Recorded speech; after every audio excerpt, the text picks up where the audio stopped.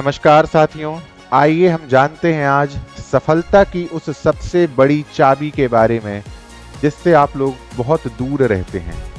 बिल्कुल सही सुना आपने, आप लोग सच में उससे बहुत दूर रहते हैं और वह चाबी है रिवीजन की चाबी। आप लोग जानते तो होंगे कि रिवीजन करने से ही हम ज़्यादा से ज़्यादा प्रश्न बना सकते हैं, लेकिन आप लोगों को रिवीजन का असली मतलब पता ही नहीं होता है। रिवीजन जिसको कहते हैं रीविजन यानी पुनः देखना। जिस तरह हमारा दिमाग एक बार किसी जगह पे जाता है और दोबारा जाने के लिए उसको फिर मशक्कत करना पड़ता है क्योंकि वो उस जगह से अनभिज्ञ होता है, उसी तरह हमारे द्वारा पढ़ी गई कोई भी चीज़ दिमाग तब ज़्यादा कलेक्ट करता है जब हम बार बार उस चीज़ को पढ़ते हैं। और आप लोग ज़्यादा यानी क्वांटिटी के चक्कर में क्वालिटी से समझौता कर जाते हैं। तो आइए आप लोग रिवीजन का महत्व समझिए और पढ़ते समय आप लोगों को किस तरह से पढ़ना है ये भी समझ लीजिए। आप लोग जब कुछ भी पढ़ते हैं तो हमेशा उसको पूरा पेज या पूरा आर्टिकल या पूरा पैराग्राफ नहीं पढ़ा करिए।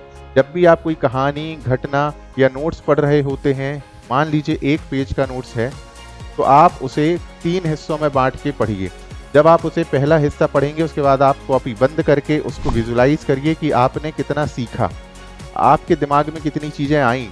अखबार में आप आर्टिकल पढ़ते हैं उसको भी इसी तरह से पढ़िए, नोट्स रिवाइज करते हैं उसको भी इसी तरह से करिए। यकीन मानिए थोड़ा समय अधिक लग सकता है, लेकिन यह प्रक्रिया आपके दिमाग में चीज़ों को आसानी से बिठाल देगी। जब आप कोई भी चीज़ें पढ़ते हैं तो पहले दिन जब कोई चीज़ पढ़ते हैं तो अगले दिन पढ़ने के लिए पहले दिन का रिवाइज पहले कीजिए, फिर दूसरा पेज पढ़िए या दूसरा टॉपिक पढ़िए।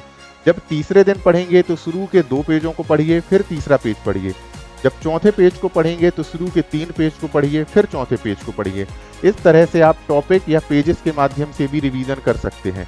यह तरीका सबसे बहुपयोगी तरीका है। आपको याद रखना है, जब भी आप रिवीजन करें पिछले रिवीजन को हमेशा रिवाइज करें। यही आपकी सफलता का मूल मंत्र है।